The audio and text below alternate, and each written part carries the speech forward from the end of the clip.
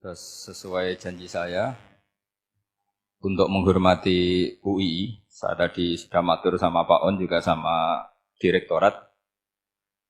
UII adalah kampus yang didirikan oleh para ulama, para profesor, sehingga sudah seharusnya setiap makalah ilmiah itu ada referensinya, ada marojeknya. Dan yang dipakai di seluruh dunia, di semuanya, untuk ulumul Quran itu yang paling pokok pakai kitab Al-Itqan. Al-Itqan fi ulumil Quran, karangannya Imam Suyuti. Sebelum saya terangkan teks persisnya, itu ada sekian problem dalam memahami Quran, terutama kalau lewat terjemah. Problem itu bisa gawat betul, bukan gawat-gawatan tapi gawat betul. Misalnya ada ayat begini dan terjemahnya pasti begini. Fa'ainama tuwallu fasamma wajhullah. Kamu menghadap mana saja, di arah manapun, di sana ada ridhonya Allah. Itu kalau hanya pakai terjemah, tentu menjadikan kita sholat bisa menghadap ke timur, ke barat, ke utara, dan ke apa? Selatan. Saya cerita sedikit tentang asbabun nuzul. Memang tema sekarang tentang asbabun nuzul. Dulu Rasulullah SAW ketika di Mekah itu sholat menghadap Ka'bah.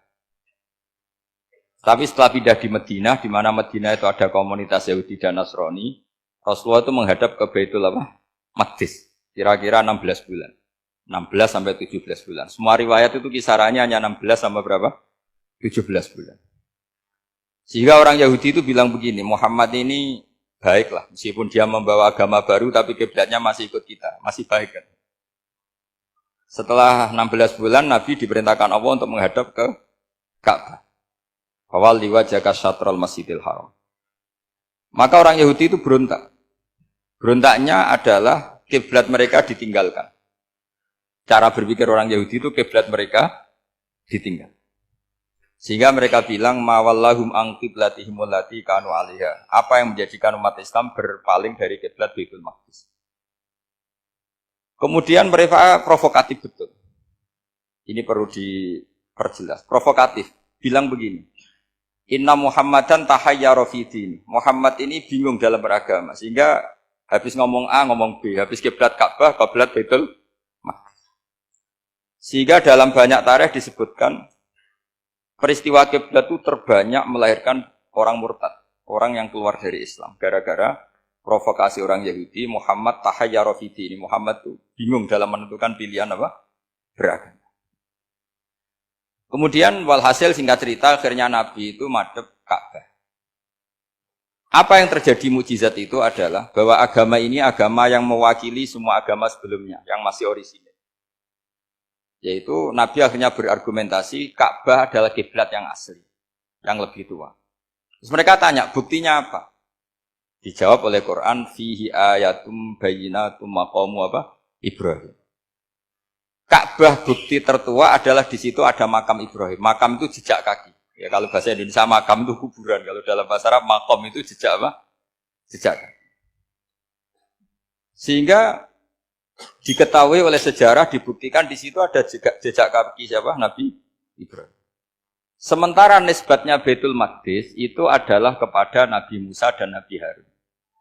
Yang ini adalah turunan dari Nabi siapa? Ibrahim. Hikmahnya apa? Begini. Sebagai bukti bahwa Baitul Maqdis pernah menjadi poros Islam atau poros Tauhid, maka Nabi Muhammad pernah disuruh menghadap ke Baitul Maqdis. Buat inget-ingetan kalau ini pernah menjadi poros apa tahu. Tapi tetap tua-tuaan masih tua apa? Ka'bah. Nah, kenapa tua Ka'bah tadi? Karena Ibrahim adalah Abul Anbiya, bapak dari para. Dan di situ ada jejak kakinya. Fihi ayatum bayyinatum maqam. Bukti itu belum cukup. Dibuktikan lagi bahwa Ismail kecil itu hidupnya di Ka'bah. Kita tahu sa'i baina Safa wal Marwah adalah karena Siti Hajar sedang mencari apa? Air. Jadi ada bukti sekian, bukti empirik bahwa Ibrahim itu kiblatnya itu Ka'bah, bukan Baitul Maqdis. Sehingga ada kata-kata fihi ayatum bayyinatum maqamu Ibrahim.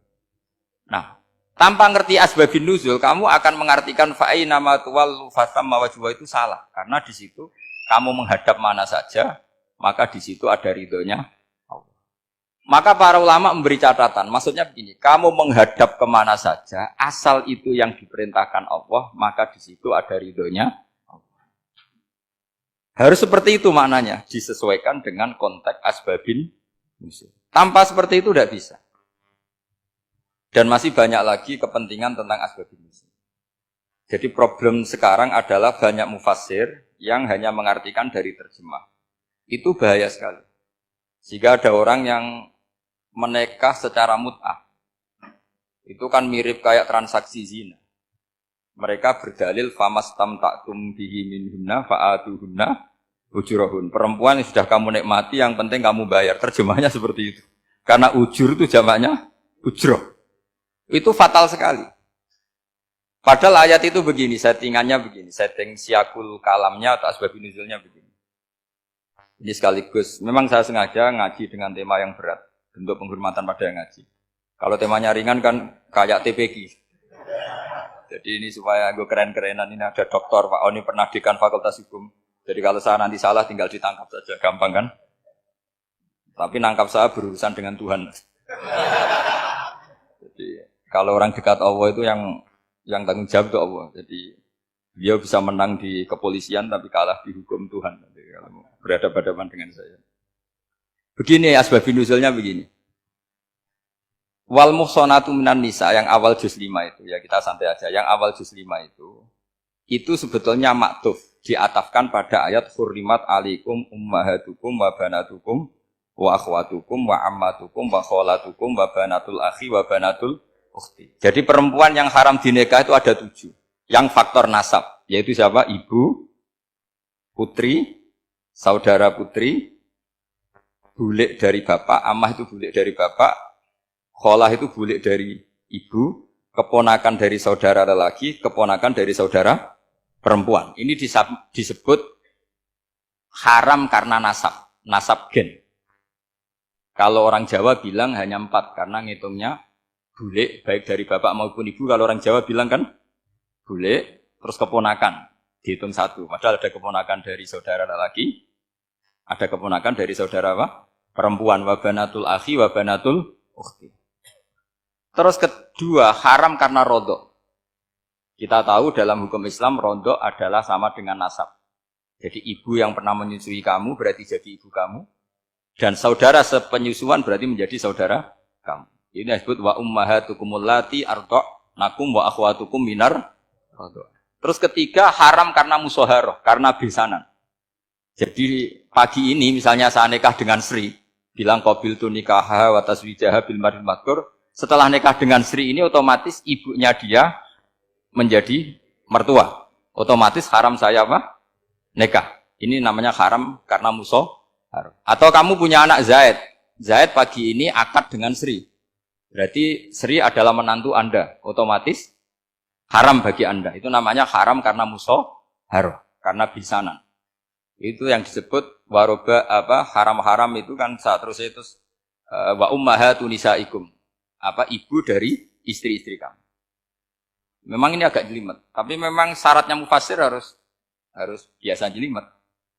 Jangan hanya nyari partai ayat-ayat untuk kepentingan partai. Wah, itu ngeri.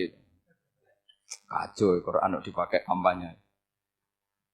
Terus itu berarti sudah 3 kan? Haram karena nasab, karena rodok, haram karena musoharoh. Terus yang keempat ini, haram yang bukan karena sebab pada seorang perempuan, tapi karena istri orang. Disebut wal muhsanatu minan nisa. Haram menikahi perempuan yang masih milik orang lain. Nah, orang lain yang menikahi ini, istilahnya Allah adalah lelaki yang menikahi perempuan ini adalah lelaki sing muhsinina ghairu musafihin, secara nikah yang sah. Nah, nikah yang sah itu begini dalam hukum fikih Islam.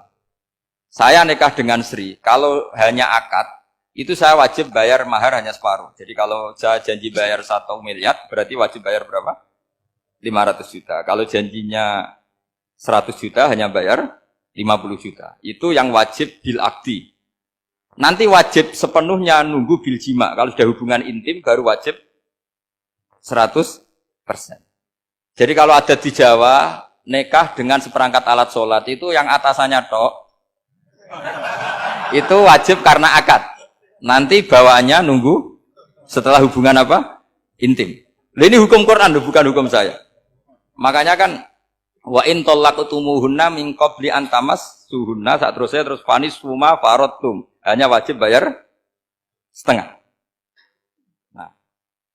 Nah, perempuan yang sudah diajak hubungan intim itu kata Allah fa'atuhunna ujurahun, maka wajib kamu bayar penuh. Jadi ayat itu tentang perempuan yang sudah dinikah, kita harus bayar berapa? Harus bayar penuh. Ini penting saya utarakan. Nah, problem kita sebagai orang Indonesia, ini juga problem Pak On, problem semua kiai. Mahar di Indonesia itu nggak bisa dibahas di Quran. Karena keterlaluan, kecilnya itu keterlaluan. Saya ini kan kiai, sering ngakatkan tuh sampai bosen, seperangkat alat sholat. Itu ngawur sekali, ini mbak-mbak harus nggak mau gitu. Saya provokasi minimal itu ya berapa? 100 juta, berapa? Pantasnya berapa? Pantasnya berapa? 10 gram itu berapa nilainya? Kan 1 gram 500.000, baru 5. Ya sudah mendingan itu, 10 gram. Quran itu bayangannya gini, sambil latihan, yang hafal-hafal biar latihan. Jangan dapat beasiswa karena hafal tapi nggak jelas lunturungannya. Quran tuh bayangannya gini, ini nggak mungkin Quran ini bisa dibaca di Jawa. Wa in aradtum istibdala zawjin makana zawji wa ataitum ihdahunna qintaran fala ta'khudhu minhu syai'a. Jika kamu nikah sama seorang perempuan, kemudian kamu cerai, maka mahar yang sudah kamu berikan jangan ambil lagi. Karena mahar di Arab itu mahal, 100 juta, kadang mobil Alphard, kadang GMC. Sehingga setelah menceraikan tuh kebayang menarik. Kok enak, dulu saya memberikan itu kan karena dapat servisnya, sekarang sudah saya cerai, saya tarik. Kalau mahar di Indonesia kan seperangkat alat sholat. Jadi gak kebayang ada kalimat fala ta'khudhu minhu syai'a, jangan ambil lagi. Kebayang ngambil aja enggak? Apalagi kalau nikahnya sudah 2 tahun kan sudah lusuh, sudah. Tapi kalau di Arab itu kebayang karena mahal. Makanya orang Arab suka nikah orang Indonesia karena murah. Jadi bahasa kintoron tuh harta yang enggak ternilai. Wa ataitum ihdahunna kintoron. Yang enggak ternilai, mahal betul. Itu pernah saya hitung, ada yang mahar itu 400 juta, ya sekira segitu. Nah, makanya setelah dicerai, Allah memperingatkan, setelah kamu kasihkan, ya jangan minta lagi. Kenapa kepikiran minta? Karena jumlahnya besar. Kalau di Indonesia kepikiran enggak minta. Ya? Enggak kepikiran, saking kecilnya. Seperangkat alat sholat, kadang 1 juta. 1 juta itu setelah hubungan intim, sebelumnya yang wajib hanya 500. Itu kan enggak kebayang. Makanya susah ngartikan Quran di Indonesia, kadang susah karena kadang terlalu. Itu pernah Sayyidina Umar radhiyallahu anhu pernah bilang begini, wahai para perempuan, mahar itu jangan mahal-mahal, kasihan para lelaki. Itu ada perempuan alimah ya, orangnya alim betul. Meskipun nggak pernah sekolah di UI, tapi alim itu. Itu usul langsung gini, ya Amirul Mukminin, laisa dzalika laka ya Amirul Mukminin. Waqad qala ta'ala wa ataitum ihdahunna qintaran. Kamu hanya seorang Amirul Mukminin, tidak berhak bikin aturan pembatasan mahar. Allah saja tidak batasi, kenapa kamu batasi? Sehingga dulu yang namanya nikahnya Sulaiman Agung atau Jamaluddin siapa Ratu Agung, kalau hadiah ya sampai tas mahal itu. Ini kan dari bahasa Arab mumtaz mahal. Mumtaz itu istimewa, mahal itu dia punya istri yang sangat dicintai, dikasih hadiah mumtaz mahal. Terus ilat Jawa jadi apa? Tas mahal. Itu sama Mujid Ulil Albab kalah. Itu kalau cerai kan kepikiran minta lagi. Dikasihkan yang baru.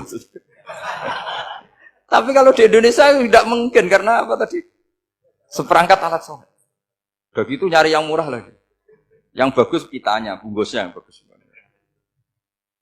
Nah, maka nggak mungkin kita maknani Quran tanpa mengenal yang bernama asbabin. Karena makna ayat itu bisa kacau kalau kita tidak tahu asbabin. Yaitu kayak tadi makna fa'ina ma tuwallu fasamma wajhu. Itu maknanya kan kamu menghadap mana saja, boleh saja di sana ada ridhonya Allah. Berarti kan bisa ke timur, ke selatan, ke utara, ke barat. Itu bahaya betul. Sehingga kata ulama harus mengkaji asbabin supaya porsi ayat ini sampai semana jauhnya itu kita tahu. Tanpa tahu itu tidak bisa. Begitu juga menyangkut kiblat. Sekarang saya tanya, kemarin kan ramai dulu di Kemenak, kiblat semuanya diukur dengan GPS, terus beberapa masjid dikomentari salah, Karena diukur pakai apa? GPS. Kalau dalam bahasa falak disebut yauma rasdil kiblat. Memang bisa diilmun. Tapi pertanyaannya begini, dari awal Allah ngendikan fawal liwajhaka syatral masjidil haram. Kamu yang penting sholat itu menghadap masjid. Masjid itu ya bangunan. Sehingga kata Ibnu Abbas yang diriwayatkan banyak ulama mengatakan al-Ka'bah kiblatun li ahlil masjid wal masjid kiblatun li ahlil haram wal haram kiblatun li ahlil masyriq wal maghrib. Jadi kalau orang di dalam masjid kiblatnya harus Ka'bah. Di luar masjid kiblatnya asal bangunan Masjid Haram. Tapi di luar sini kayak di Indonesia boleh semua tanah. Kenapa begitu?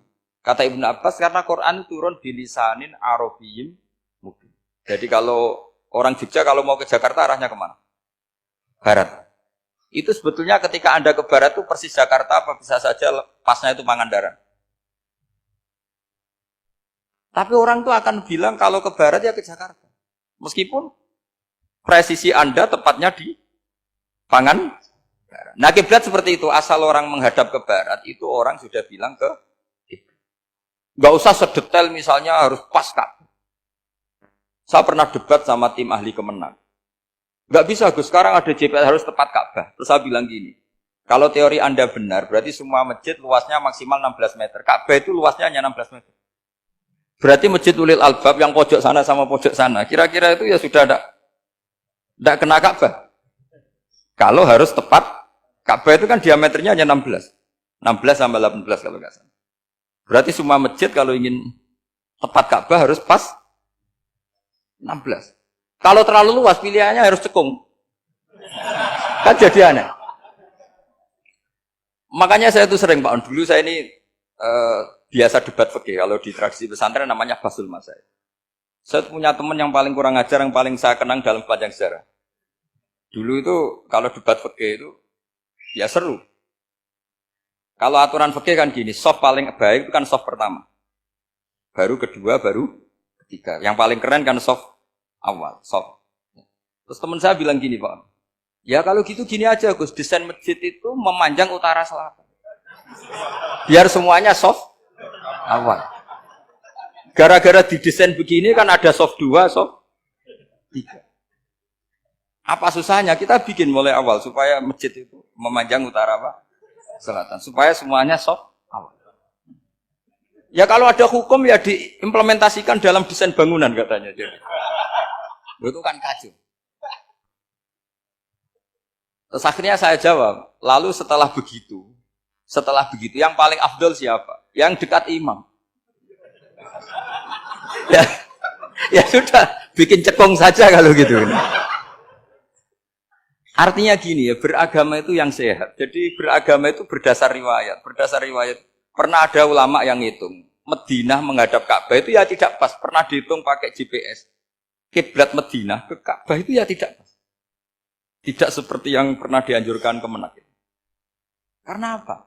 Agama ini ngikuti bilisanin arabiyyin mungkin. Seperti jenengan gini. Semua ini istilahnya apa? Menghadap Gus Bah. Padahal ada yang agak sana, agak sana. Semuanya ngaji sama siapa Gus Bah? Ya sudah. Istilahnya bertatap muka. Memangnya kita benturan. Ini bahasa. Jadi seperti ini semua namanya apa? Berhadap. Padahal ada yang agak samping, agak samping. Ka'bah juga gitu. Sebenarnya tidak se-ekstrim yang dibayangkan orang-orang. Cuma kalau bisa tepat, ya kita harus tepat. Tapi tetap saja tidak perlu 16 meter. Nah, fa'aina ma tuwallu fathamma wajhuhu itu artinya menghadap. Menghadap itu menghadap arah. Makanya Allah tidak dawuh fawal liwajhaka nahwal Ka'bah, tapi fawal liwajhaka syatrul Masjidil Haram. Jadi ini penting saya utarakan supaya kita familiar dengan istilah-istilah Quran. Istilah Quran itu gampang. Nah, kalau kita kaji itu gampang. Problem kita tidak pernah mengkaji. Jadi semuanya asing. Kalau kita mengkaji